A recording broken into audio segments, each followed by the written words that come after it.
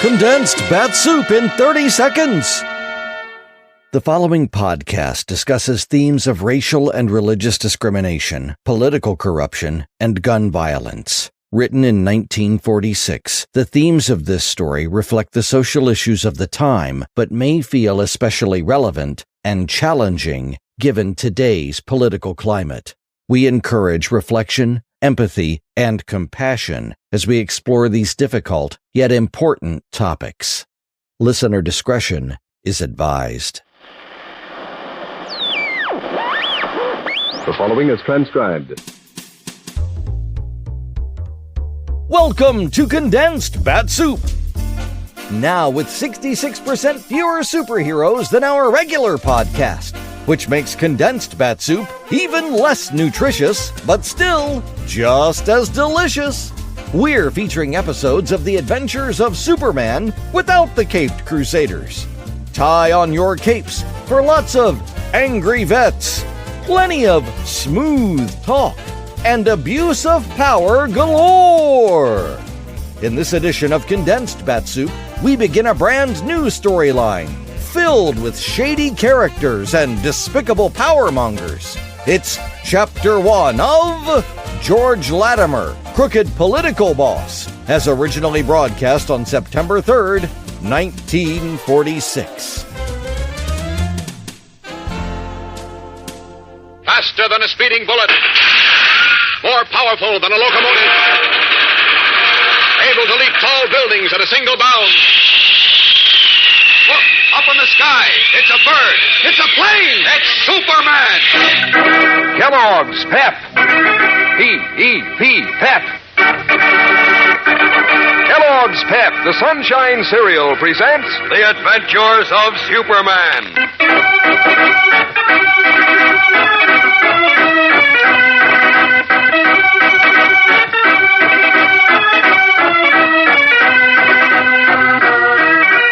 Today, with the investigation of the subway wreck satisfactorily concluded, and racketeers Ricky, Morgan, and Shortcake under police care, we continue on to another and even more serious problem facing the citizens of Metropolis and of America.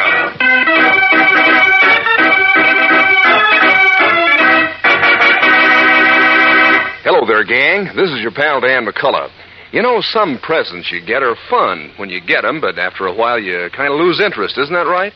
Well, for the kind of presents that keep right on being fun, you have to hand it to the prizes and packages of Kellogg's Pep. You get loads of fun for weeks and weeks, collecting all three kinds of those keen prizes. First off, it's mighty exciting to see which kind of prize you'll get in your next Pep package. Maybe it's a bright-colored comic button picturing a favorite comic strip character, 18 in all to pin on your jacket or your beanie cap. Or maybe it's a bird picture in gleaming color with a full description on the reverse side. You can collect 24 of them. Or maybe your next Pep prize will be one of 7 colored cardboard plane models, a cinch to put together. Yes, sir, you keep right on having fun when you're collecting the prizes and packages of Pep, the Sunshine Cereal.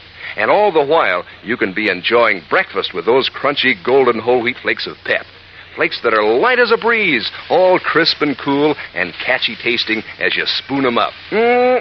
Is Pep a treat? So get going, gang. Ask Mom for Kellogg's Pep and look for your prize inside the package. Now, the adventures of Superman. Our scene is the broad rolling lawn in the shadow of the marble-pillared state capitol. Almost 1,000 GIs, most of them battle-scarred veterans of the European and Pacific invasions, have gathered on the lawn in a meeting of protest. As we join them now, they are cheering the remarks of one of their number who is addressing them from the base of a statue of Thomas Jefferson, creator of the Bill of Rights. The speaker is Joe Martin, brother of Beanie, the Daily Planet copyboy, and a hero of the Okinawa invasion. Did they ask us what church we went to when they sent us up the beach at Anzio? Or at Normandy? Or at Iwo Jima? Did it make any difference whether we were black, white, green, or purple when a machine gun slug came out of nowhere and ripped us apart? But now, evidently, it does make a difference. Now that it's all over and the blood has been soaked into the ground and the dead have been buried, and those of us who were lucky enough to come back here are looking for honest, decent work, it does make a difference. It makes a difference to the man sitting behind those bronze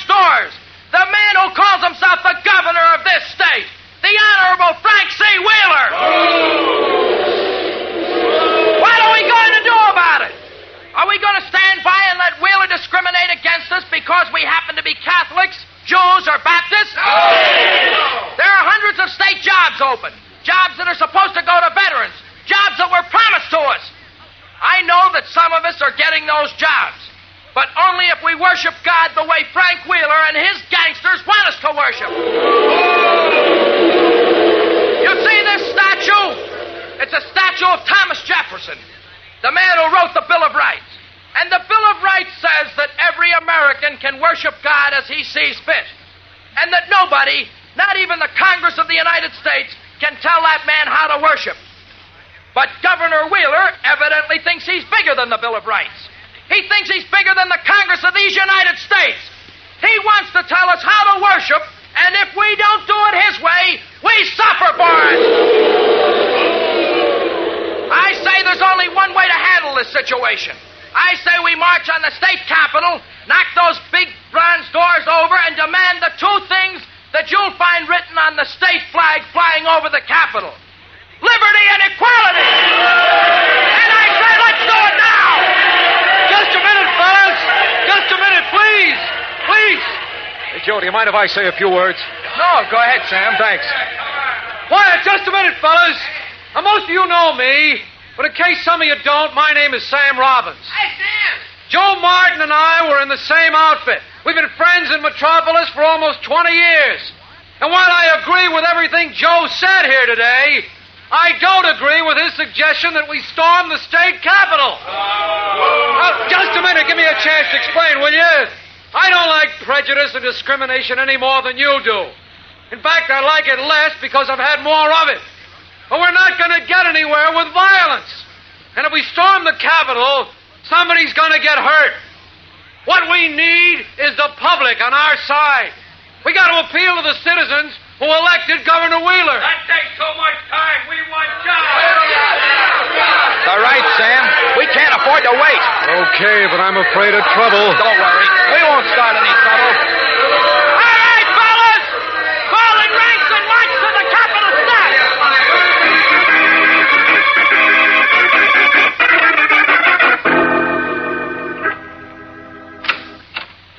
Yes, Briggs, what is it? Sorry to interrupt, sir, but the veterans who are meeting on the lawn are marching toward the Capitol. Call the state police barracks. Tell them I want a squad of men over here immediately. Yes, sir. All right, George. You got me into this. Now get me out. Take it easy, Frank. Nothing to get excited about. 1,000 raving maniacs is plenty to get excited about. What do I do with them? What do I tell them? You're governor of the state, aren't you? In name only, and you know it. So does everyone else. It's no secret that Big George Latimer runs the works. Now, don't lose your head, Frank. That's what they want you to do. I know, but you've got to get me out of this hole. Those GIs are sore because we've kept certain people out of state jobs. We've kept foreigners out, Frank. Foreigners. But they're citizens, taxpayers. They fought in the army. In my book and in your book, too, they're still foreigners. They're not like us, are they? Well, Are they? No, I guess not. That's all you've got to say, Frank. You've got to keep repeating they're foreigners. That they're trying to undermine America. Trying to sell us out. Well, that was the Hitler line. Not a bad line, was it? No, but look what happened to Hitler. It won't happen to us. Believe me. Yes? They're on the steps, sir. They want you to come out. Who's on the steps? The GIs, who do you think? All right, Briggs, we'll take care of it. Yes, Mr. Latimer. Briggs, Yes, sir. when the state police get here, tell them to line up in front of the doors. Yes, Mr. Latimer. Oh, I don't like the smell of this. I don't like it one bit. Don't worry. Relax. I found something to hang our hats on. I don't understand. Kid named Martin, Joe Martin. The spark plug of the mob. We can't touch him. But his best friend is a Jew, a bird named Robbins. He's the one we'll pin it on. We'll say he's responsible for the whole business. Is he? I just finished telling you, Joe Martin was. But we'll hang it on Robbins. Could even call him a red. That always goes over big. Oh, I'm afraid of this. You can't fool around with those veterans, George. They don't knuckle under. They'll knuckle under to me, or I'll know the reason why. Oh, now what? Yes. Oh, what is it, Briggs? The state police are here, sir. Sergeant Adams would like to see you. Yeah, I'll send him in. This way, Sergeant. Sergeant Adams, state police reporting, sir. Glad to know you, Sergeant. Are your men lined up in front of the Capitol doors? Yes, sir. But that's what I want to talk to you about. They don't like the idea of pointing Tommy guns at ex-GIs. I've got 10 men, and 6 of them were GIs themselves. Well, it seems Just a minute, to me... Governor, if you don't mind. Oh, no, not at all. Thanks. My name is George Latimer, Sergeant. You may have heard of me. Yes, of course, sir. Good. Now tell me, members of the state police are by law pledged to protect public property, aren't they? Yes, sir. And public life as well, right? Yes, sir. Well, that's all the governor's asking you to do. Protect the state capitol building and his life. Now, if you'll see that your men are lined up in front of the doors, the governor will go out and talk to the GIs. Yes, sir. All right, Frank, let's go. Oh, I don't think I'd better go out there now. Now, you've got to show your face. Yeah, but they're screaming for blood. They'll get blood. But it won't be yours. Come on.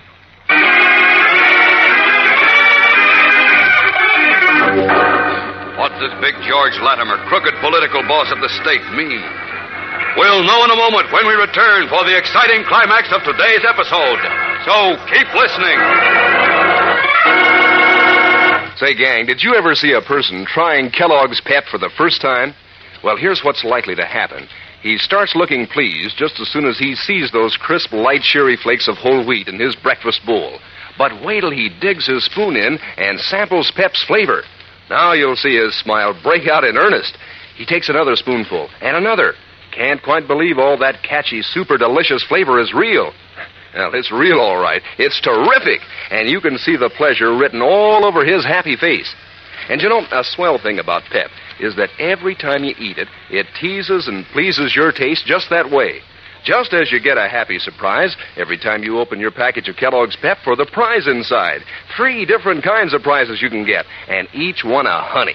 For instance, you'll get either a colored cardboard model of a fighting plane, one of 7 in the great Pep Air Fleet, or you'll get one of 24 beautiful color pictures of birds with a description so you can identify these birds anywhere.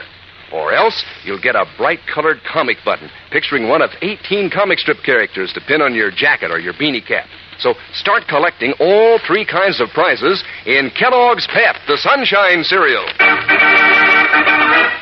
Led by young Joe Martin, hero of the Okinawa invasion, more than 1,000 veterans of World War II are massed in front of the state capitol, demanding an audience with Frank Wheeler, the governor. An unwilling detail of state policemen armed with Tommy guns is lined up on the Capitol steps as the governor, accompanied by Big George Latimer, political boss of the state, steps out to face the veterans and is greeted by a chorus of boos and hisses. Joe Martin, at the head of the veteran group, raises his hands and silences the angry men behind him. Then he speaks. Governor Wheeler, my name is Joe Martin. I'm speaking for the Army and Navy veterans you see here before you. We demand to know why racial and religious prejudice is being practiced in awarding state jobs to return GIs. Tell them there is no prejudice. Mr. Martin and gentlemen, I assure you there is no prejudice. That's a lie. I'm sorry to have to contradict you, Governor, but applicants for state jobs are being asked their church affiliations. And if it isn't the right church, they don't get those jobs. And that goes for Negroes, too. Give them the far in the line. Americans first.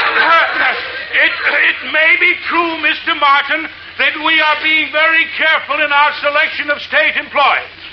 That is, we are trying to avoid hiring foreigners whose only aim is to undermine the government. This is America, and we should think of Americans first. What do you think I am? How about me? I'm no They're coming up the steps. Sergeant, fire at them. Keep them back. Fire like that. That's an order.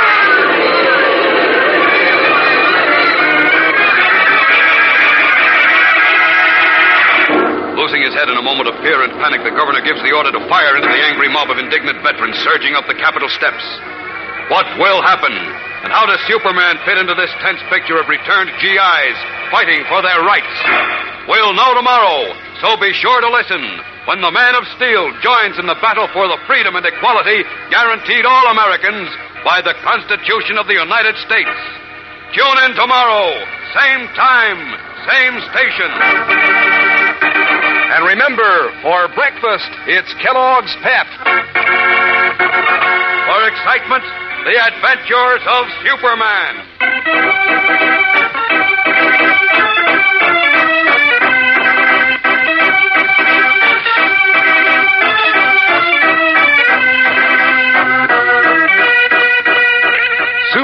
is a copyrighted feature appearing in Superman DC comic magazines and is brought to you Monday through Friday at the same time by Kellogg's Pep, the Sunshine Cereal.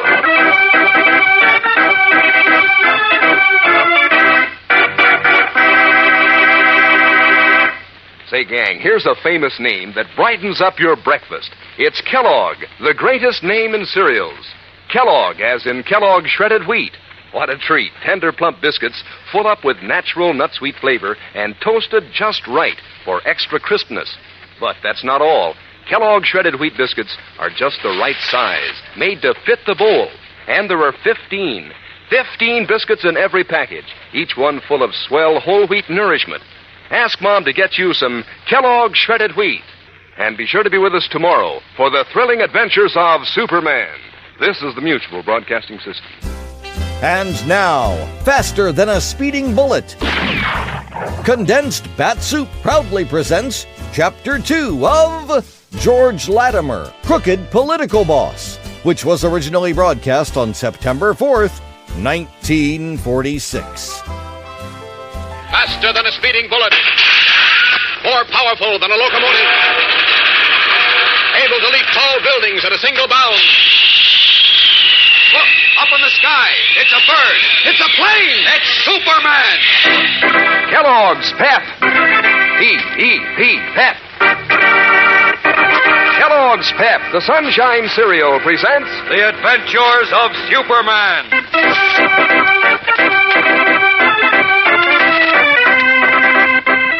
Today we continue with our GI protest against racial discrimination. A protest ended in alarming sounds of gunfire.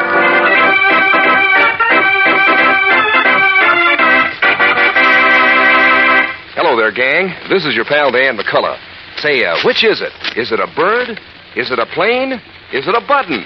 Well, you never can tell for sure until you open your package of Kellogg's Pep and see which of those three kinds of prizes you'll get.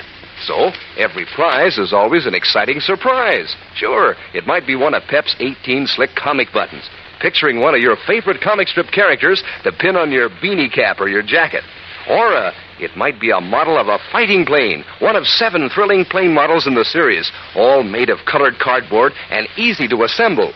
Or, your next Pep prize might be a beautiful full-color bird picture from a series of 24, each with a description on the reverse side so you can name and know any of these birds around.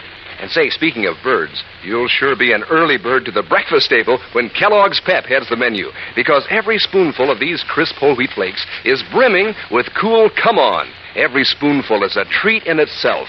Every dish of Pep just about doubles the fun of breakfast. Yes, sir, you'll say that catchy Pep flavor is strictly terrific. So get going, gang. Ask Mom for Kellogg's Pep, the Sunshine Cereal, and look for your prize inside the package. Now, the adventures of Superman. Led by young Joe Martin, a hero of the Okinawa invasion, and brother of Beanie, the Daily Planet copy boy, 1,000 returned veterans staged a mass meeting on the steps of the state capitol. A meeting of protest against racial and religious discrimination in the awarding of state jobs. Demanding an explanation from Governor Wheeler, the ex-GIs were told there was no discrimination. Angry and indignant, the men swarmed up the Capitol steps. In a moment of fear and panic, the governor lost his head and ordered a squad of state troopers armed with Tommy guns to fire into the crowd. Shots rang out. As we continue now, our scene is the editorial office of the Daily Planet. Beanie Martin, in response to the ringing of a bell, has stepped into the teletype room to get the news clip being fed out of one of the machines. He stands by idly as the keys automatically print the news report in bright purple ink. Suddenly he stiffens. The color drains from his cheeks. His eyes race over the glaring lines of type. Mouth agape, he reaches out and rips the long sheet of paper out of the machine just as the clatter of the keys stops.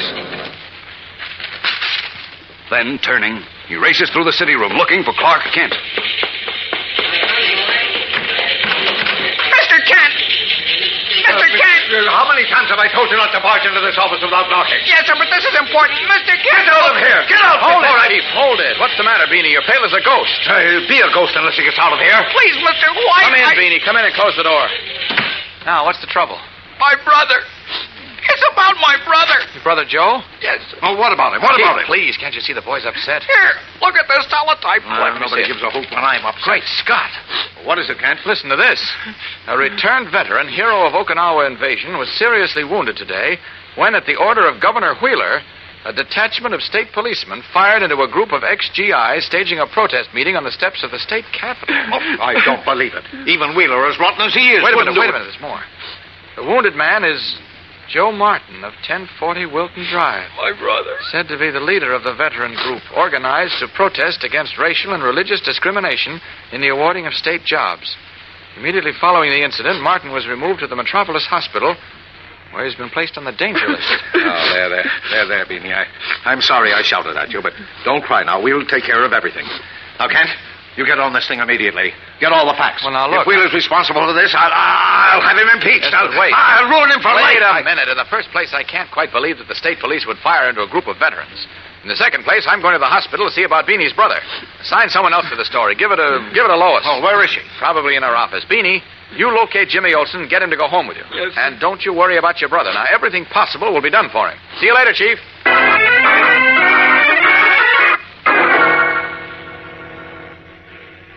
But, Doctor, I've got to see him. I'm sorry, Mr. Kent. We've just done an emergency operation on him to remove the bullet from his chest. He's in a coma. No one can see him. But, Doctor, you see... I think there's a friend of his sitting in the waiting room. Perhaps he can help you. Oh, here he comes now. Oh. Any change, Doctor? No change. Well, I'll have to leave you now. Sorry. Thanks, Doctor. Quite well. I understand you're a friend of Joe Martin's. I've known him almost all my life. We were kids together. We went to school together and fought the war together. Now this has to happen. Yeah, I know. My name is Clark Kent. I'm with the Daily Planet. Joe's brother, Beanie, works for us. Oh, that's right. Joe's mentioned you lots of times. I'm Sam Robbins. Glad to meet you. Glad to meet you, Sam. Tell me, were you at the state capitol when this thing happened? I was there all right, but it didn't do much good. No. I tried to tell the boys someone was going to get hurt, but they wouldn't listen. Did the state police actually fire at them? I hate to have to say this, Mr. Kent, but I'm afraid they did. Did they? They had Tommy guns. Our bunch was sore, and they started up the steps to where the governor and some of his stooges were standing. Uh-huh. I heard him yell to the troopers to fire. The next thing I knew, the Tommy guns were blazing away, and Joe, who was right next to me, crumpled up and dropped. Was anyone else hit? No, just Joe, the one guy who didn't have it coming to him. The guy who just the same was fighting for the Jews, the Catholics, and all the rest of the people who get pushed around. Doesn't make sense, Sam. You're telling me.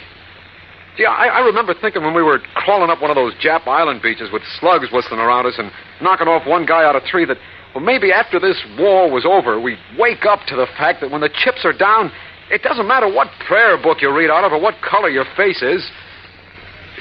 Yeah, that's what I thought, but I guess I was all cockeyed. No, I think a lot of people did wake up, Sam, but that's not what I was thinking of when I said it didn't make sense.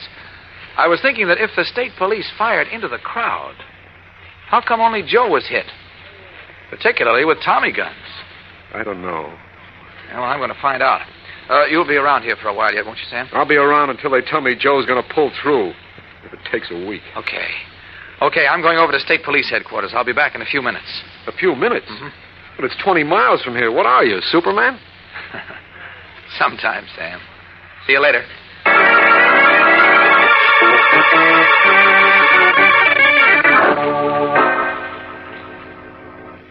Will you please repeat that for me, Sergeant? Sure. After I went in and told the governor my men didn't like the idea of pointing guns at ex-GIs because most of them were in the Army themselves. Yeah. And after Latimer, well, he was in the governor's office. Big George Latimer? That's right. You know, I don't understand it. I cross-examined each one of my men. They all swear they fired way over the heads of the crowd. Hey, wait a minute, Sergeant. Wait a minute. I just thought of something. You've got a ballistics expert here, haven't you? I'm the ballistics man. You?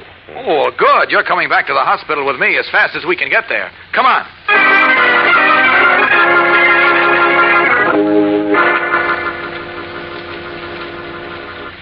Are you sure, Doctor, that this is the bullet removed from Joe Martin's chest?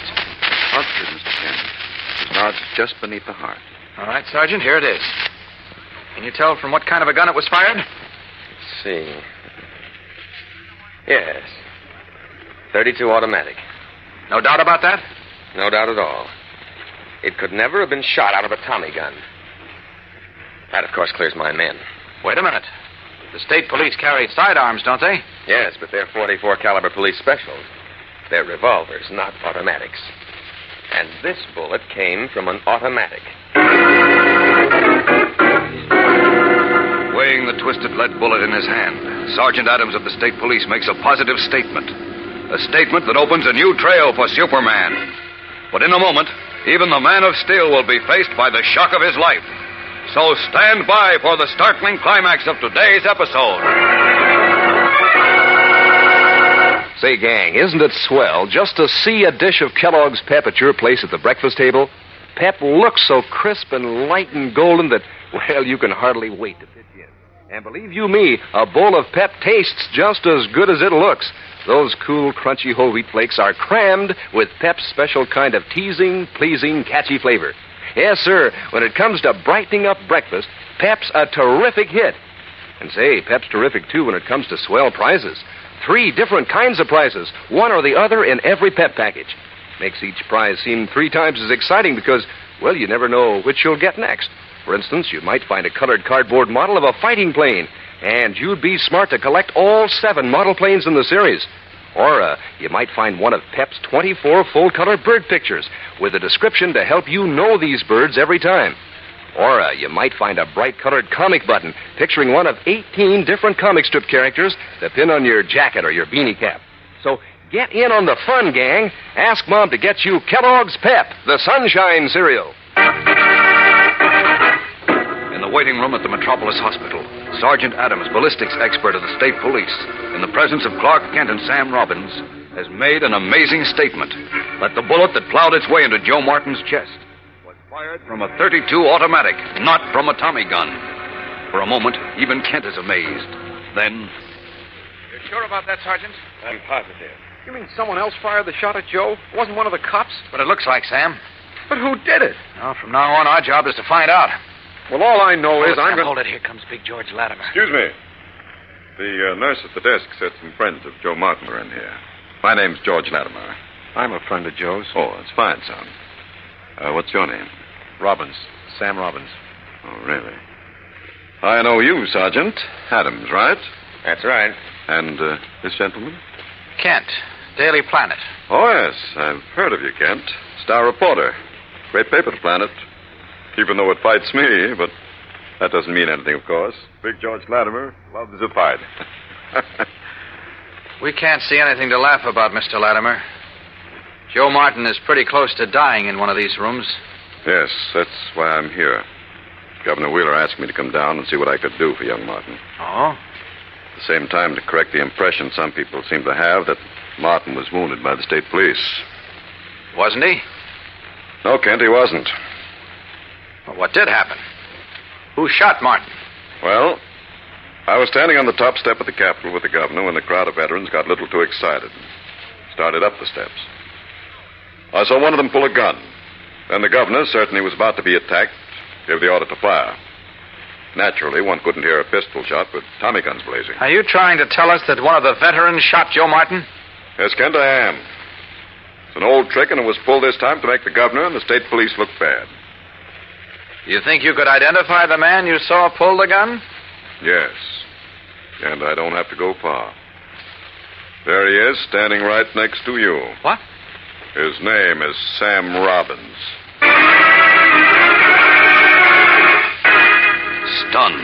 Stunned beyond even the power of speech. Clark Kent and Sergeant Adams turn to Sam Robbins as Big George Latimer points an accusing finger at the dark-haired ex-GI. What does this mean? A man like Latimer certainly can't afford to make a public accusation of attempted murder without being able to prove it. Fellows and girls, you're in for a thrill a minute in tomorrow's exciting episode of this story, as even Superman, with all his strength and cleverness, finds himself caught in a monstrous web of hatred and intolerance. So don't miss it. Tune in tomorrow, same time, same station. And remember, for breakfast, it's Kellogg's Pep. For excitement, the adventures of Superman.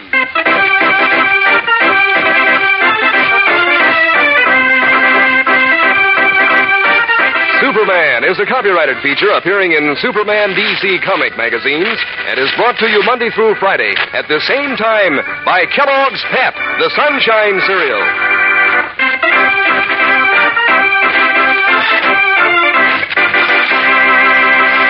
Say, gang, when you think of famous names, do you think of Kellogg? You know, that's the greatest name in cereals. And Kellogg makes Kellogg shredded wheat, the tender, plump biscuits made just the right size to fit your breakfast bowl. And are they good? Full to the brim with natural nut sweet flavor. Good for you, too. They're made of nutritious whole wheat. What's more, Kellogg gives you 15 delicious biscuits in every package of Kellogg shredded wheat. Try 'em soon. And be sure to be with us tomorrow for the thrilling adventures of Superman. This is the Mutual Broadcasting System. It's time for a Condensed Bat-Supe Extra Helping, because sometimes a hero needs 2 parts to solve a mystery. This time, we're heading back to Lake Mojave as America's fabulous freelance insurance investigator tries to get to the bottom of a murder at one of his favorite fishing holes. It's the Mojave Red sequel from yours truly, Johnny Dollar, as originally broadcast on July 20th, 1958. From Hollywood, it's time now for...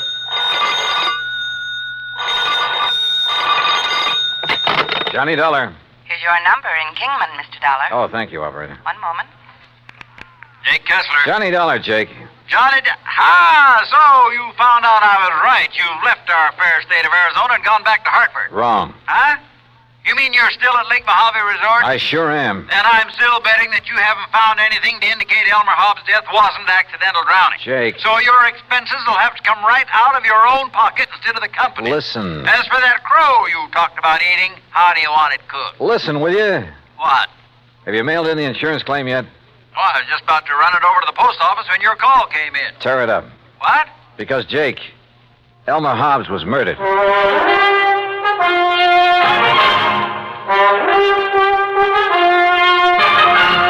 Bob Bailey in the exciting adventures of the man with the action-packed expense account, America's fabulous freelance insurance investigator. Yours truly, Johnny Dollar.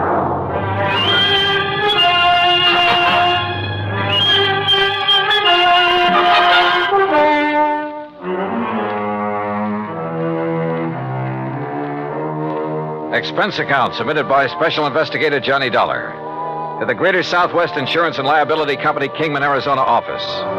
Following is an account of expenses incurred during my further investigation of the Mojave Red matter.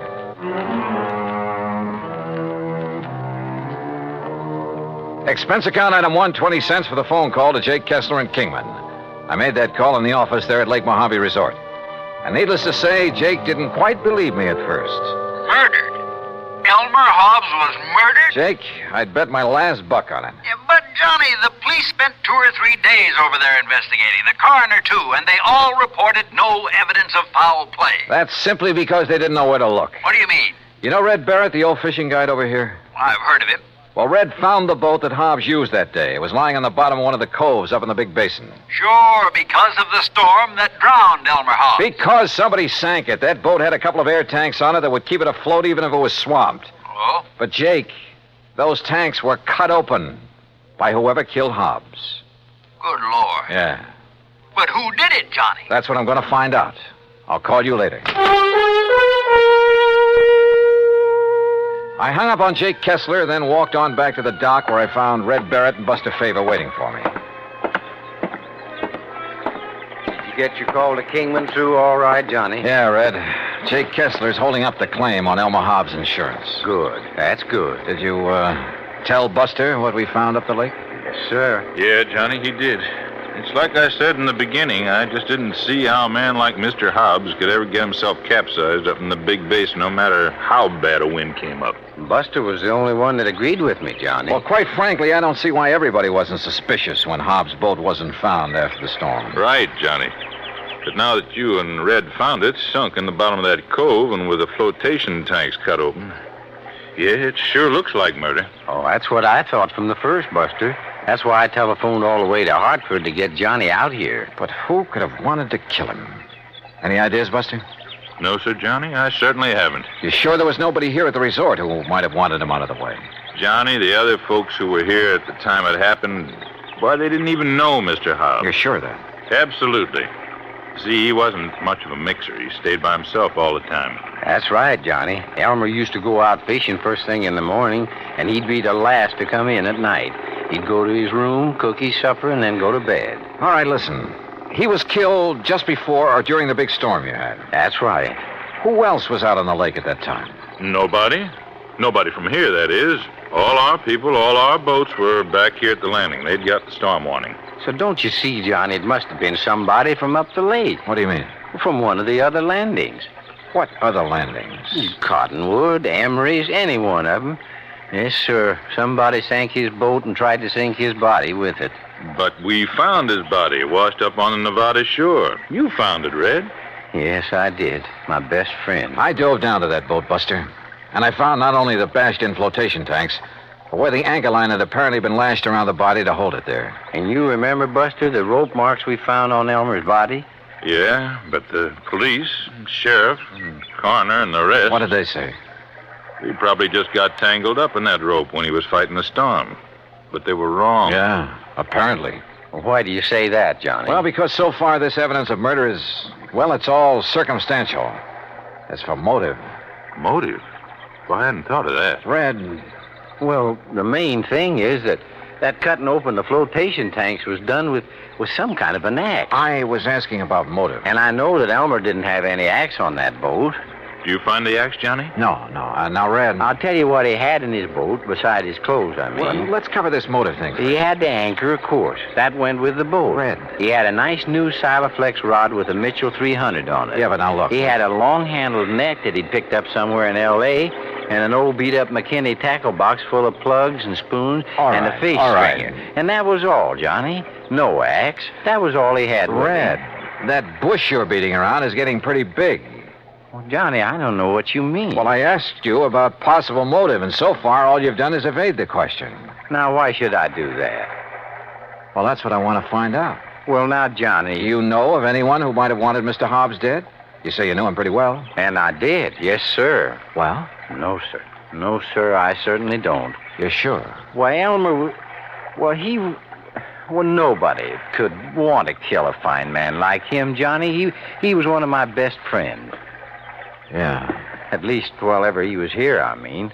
I never knew anything about him in L.A., I mean. He was in business back there, I understand. That's right, with a man he called Stu Manley. Wait a minute. What is it, Johnny? I'm going back to the office and call Jake Kessler again. Yes, sir. Elmer was my best friend. Come on. Come on up to the office with me, Buster. Well, you can use the phone here on the dock, Johnny. No. Come on. Red, we'll see you later. I'll be here, sir. You look like you just got hit with an idea, Johnny. Yeah, and I'm afraid it isn't a very pretty one. Oh? Morning, What is it, Johnny? Any of the early fishermen come in yet? Oh, yes, sir, Mr. Carson, and they picked up some nice bass up above the power line crossing. Good. I was thinking of going up that way myself. Yeah, well, good luck. Now, what were you going to say, Johnny? Were Red and Mr. Hobbs such really good friends? Well, they were always together when he came here. Of course, they were always fighting like cats and dogs over some silly thing or other, but didn't mean it. Oh, now, wait a minute, Johnny. Was Red alone when he found Hobbs' body? Yeah, he was, and he brought it back here. But now, look. There weren't any other boats up the lake? Yeah, there were, but Red was searching that particular part of the shore alone. But surely you don't Jake think... Kessler told me something about Hobbs' insurance policy, but not quite enough. Johnny, listen. Come on, let's get to that phone.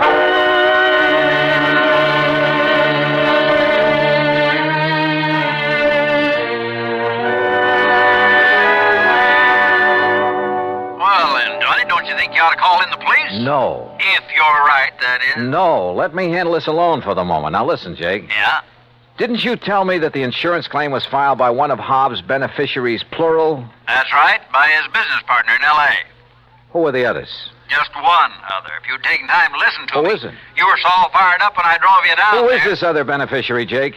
You're still sure Hobbs was murdered, huh? I'll bet on it. So now you're looking for somebody with a motive, huh? The beneficiary, Jake. Like I told you. One of them was his business partner, J. Stuart Manley. And the other? Red. Red. Yeah, Red Barrett. Act 2 of yours truly, Johnny Dollar, in a moment. Our flag now numbers 50 stars, and behind each star there stands yet another flag representing one of the 50 states. Illinois' state flag uses many of the symbols of our nation's great seal. The eagle, the symbol of our national strength, rests on a shield representing the states, indicating that the states and the nation are bound together, for in unity there is strength. The arrows in the eagle's talon indicate military preparedness, and in his beak is a scroll which reads, State Sovereignty, National Union, a reminder of the greatness of the state of Illinois and its pride in being a member of the United States of America. Illinois' state flag, the flag of the 21st state to enter the Union, was adopted on July 6, 1915. And now, Act 2 of yours truly, Johnny Dollar, and the Mojave Red sequel.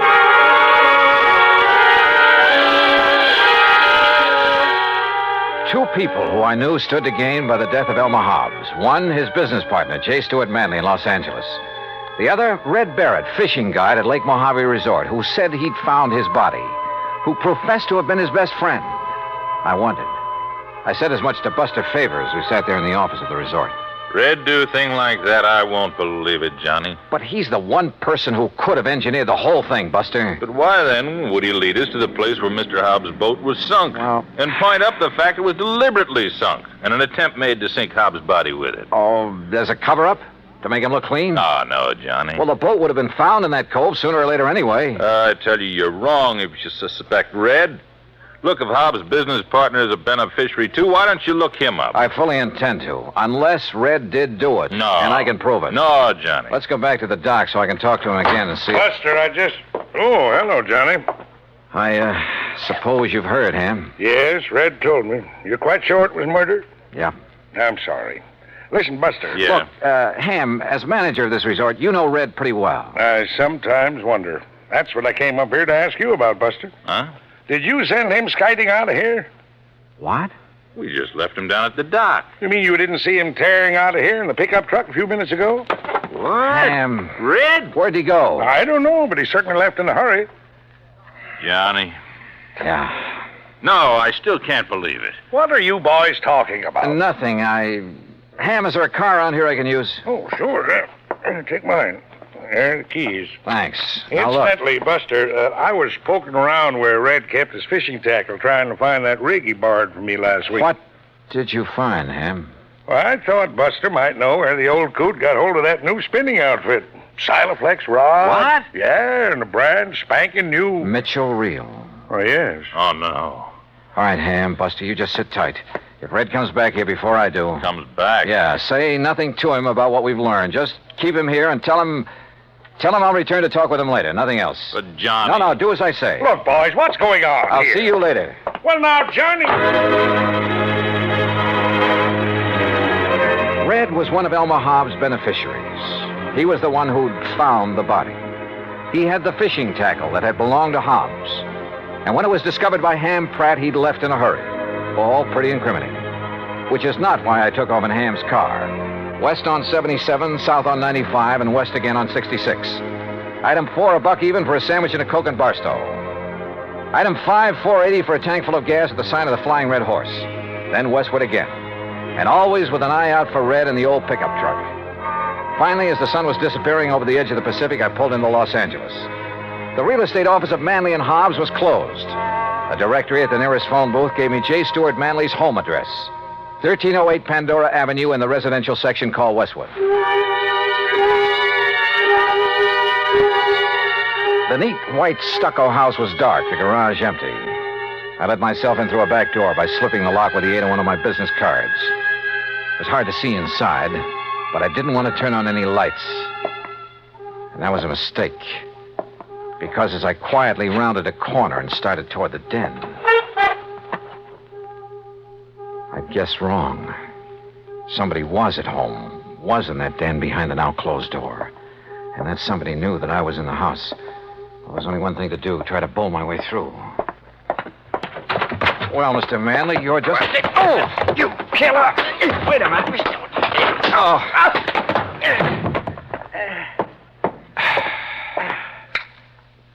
Red. Johnny Dollar. Well, it kind of looks like I made a mistake, doesn't it? Yeah, Red. The biggest mistake of your life.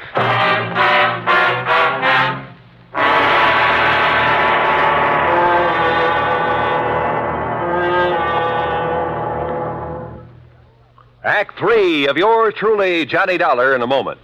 A question that has been asked many times is, at what age does a boy become a man? It isn't when he reaches the age of 21, but when the qualities of grit and determination within him make him face up to the responsibilities of a job to be done, no matter what the difficulties. On May 21st, 1862, during the Civil War battle at Corinth, Mississippi, William H. Horsfall was serving as a drummer with Company G of the 1st Kentucky Infantry. During the furious and deadly engagement, he saw his captain fall wounded between the lines. Although, as a non-combatant, Horsfall was supposed to stay out of the range of fire, he rushed bravely forward at the risk of his own life to aid his wounded captain. Ignoring the fact that they were in the midst of a continuing and deadly hail of fire from both sides, the courageous drummer dragged the wounded officer to a place of safety, thereby saving his life. Later on, Horsfall grabbed a gun and some ammunition and went into the fight. But his commanding officer finally sent him to the rear, recommended him for the Medal of Honor, and gave him a furlough. Gallant as the drummer's valorous actions were, the officer felt that 14-year-old William Horsfall was still too young for battle. But Horsfall's personal code had already proved him a man. And now, Act 3 of yours truly, Johnny Dollar, and the Mojave Red sequel.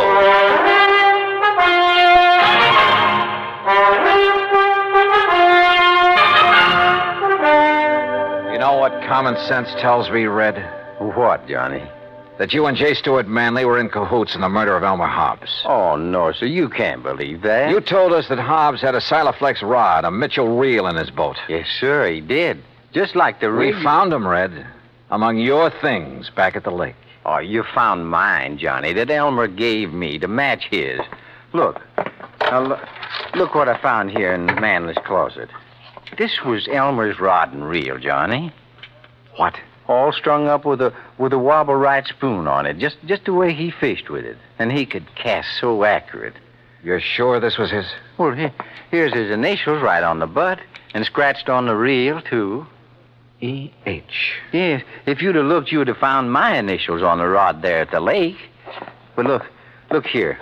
Look what I found in the corner of this closet, all wrapped up, like to hide it. The axe. And I'm no detective, Johnny, but just look at these marks, like it was used to hack at some kind of thin metal. The flotation tanks on that boat. Maybe you are a detective, Red, and a good one. But why did you come tearing in here to L.A.? In the hopes, Johnny, I'd find these things. I thought from the first that Manley might be the one.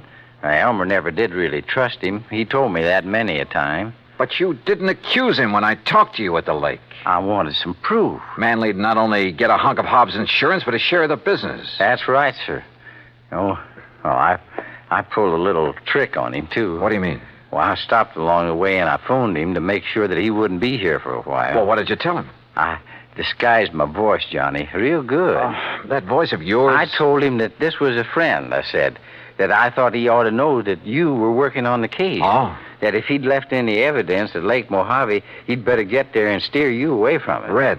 And that's the way I got him away from here so I could find this stuff. But if he's gone to Lake Mojave... Oh, I knew you could take care of him. And if I did find these things like I did, I was going to phone you there to be ready for him. Well, then why did you attack me when I came in here? Sorry, Johnny, but I thought maybe he'd got wise and come back and maybe recognized my voice after all. Exactly what happened, Red. Mr. Manley? Sir? That's right, J. Stewart Manley. And this is my wife, Mr. Dollar. Red. Shoot them. Kill them, Stewart. They're burglars, don't you see? And we caught them robbing the house. Quiet, Mary. I suppose that means we were right. That you did kill your partner, Elmer Hobbs. That stupid old man, fishing all the time instead of tending to the office, taking all the money. Mary. But now we'll have some money for a change. Own the business. Mary, shut up. I see you found old Elmer's things. No, sir. This fishing rod is his, not yours. Oh, put it down. Pretty foolish of you to bring that stuff here, Manley, especially the axe. I'm sure any good police lab will find traces of aluminum from the boat on it. Kill him, Stuart. They're robbers. Their fingerprints will be all over. Yeah, Mary's right. Your prowler's ransacking my house. And I can see the bulge of your pistol, Dollar. So any court in the land will uphold my right to kill you in self-defense. And Dollar, you go first. Listen, you think you can shoot as straight as I can cast a fishing plug? Huh? Like this? Oh, no. No!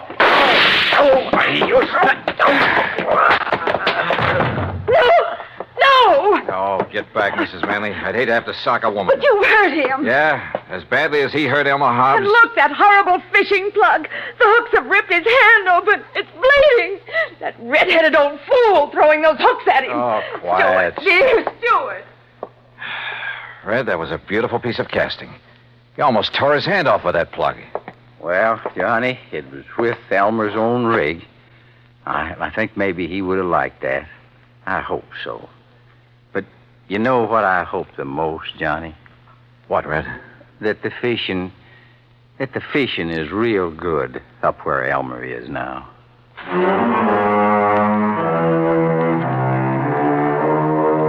Manley and his wife. Yeah, Red had figured right. The morning of the day that Hobbs was killed, they'd rented a boat out of Cottonwood Landing, a few miles up the lake, then ambushed him there in the big basin. Bob Cole at Cottonwood had noticed the new rod and reel when they'd come back off the lake, just before the big storm. Had noticed the axe, too, when he'd wondered about it. Now he knows. So, from here on in, it's up to the sheriff's office and the courts. Expense account total, including return of Ham's car, a few days of fishing, and the trip back to Hartford, $307 even. Yours truly, Johnny Dollar.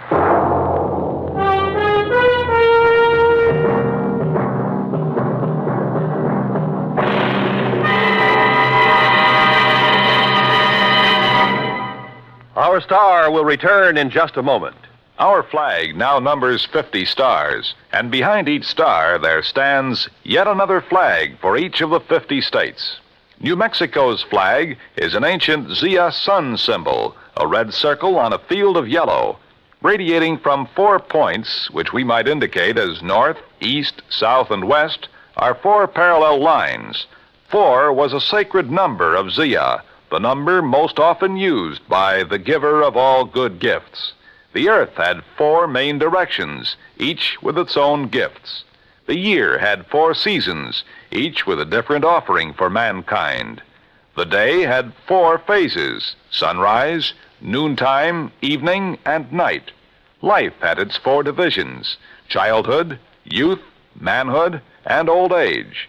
Everything in life and nature was bound together in a circle, the circle of life and love, without beginning and without end.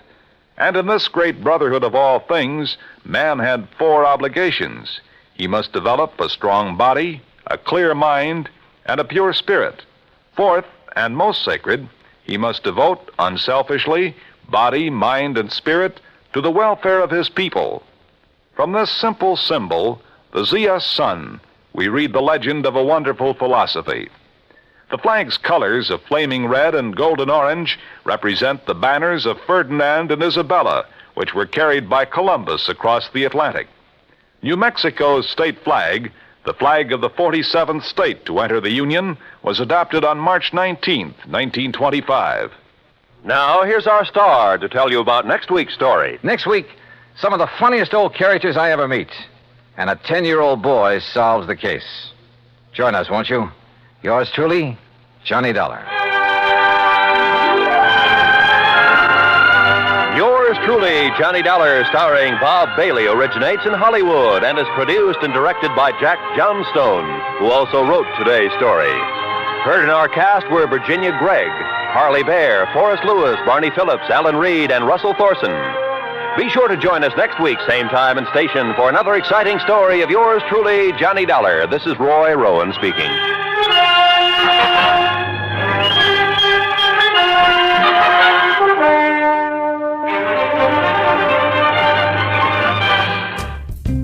Well, Well, that wraps up this episode of Condensed Bat-Supe, featuring the opening chapters of George Latimer, Crooked Political Boss, from The Adventures of Superman. Thank you for listening. Be sure to tell your friends to subscribe to Bat-Supe on their favorite podcatcher. We can also be found on YouTube and Facebook. We'll see you next time for another exciting edition of Condensed Bat-Supe as we bring you more of our news storyline and another fine extra helping. Until then, up, and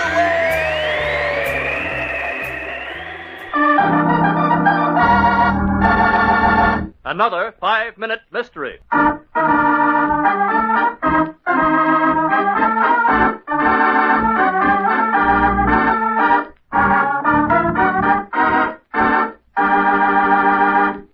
Far to the south, hidden in the mysterious low country of Cuba, a sugar plantation house, dimly lighted in the somber dusk. In the parlor of the house sits a small, thin woman. Lester Lockwood was my brother, Inspector. His wife, Nydia, drove him to throw himself off the riverbank. Suppose you tell me the whole story. Well, 2 years ago, my brother and his wife left their professorships in the English department at Lynbrook College and came here to live and write. As time went by, Nydia became fascinated by the native drums. One night, she wandered alone in the jungle. And never came back, yes, I remember. And then the first of those mysterious notes appeared, written in blood on dried bark. I have been chosen, it said, for one of the living dead. Come to me, Lester, and share my eternity. It was signed, Nydia. Lester watched for her, certain somehow she'd come for him. And last night, we were standing on the jungle path. Judith, the drums. They're getting louder. She will come, I know she will. Oh, Lester, give up this plantation. It's evil. It's too late. She's here. Listen. Do you hear that? What? A movement. Yonder beyond the trees. Look. Oh, Lester. It is Nydia. It's true. Judith, my wife's one of the living dead. Lester, come back. I've got to find her and save her from this voodoo magic.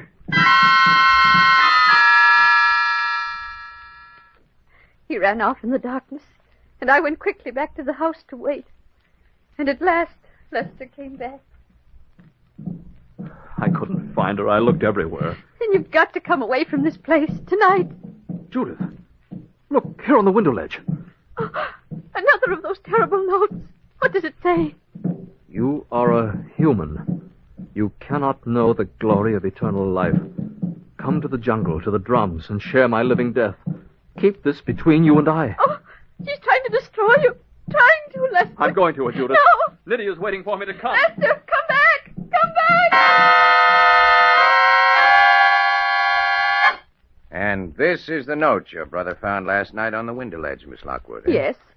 Others, I suppose he destroyed them. I see. And you say your brother's wife was formerly an English instructor? At Lynbrook. She met Lester there. Your story, Miss Lockwood, is interesting, and I think I know the truth. But the chief at headquarters would rather hear it from you, so come along. What was the clue that led Inspector James to arrest Judith Lockwood? In a moment, he'll tell us, but first...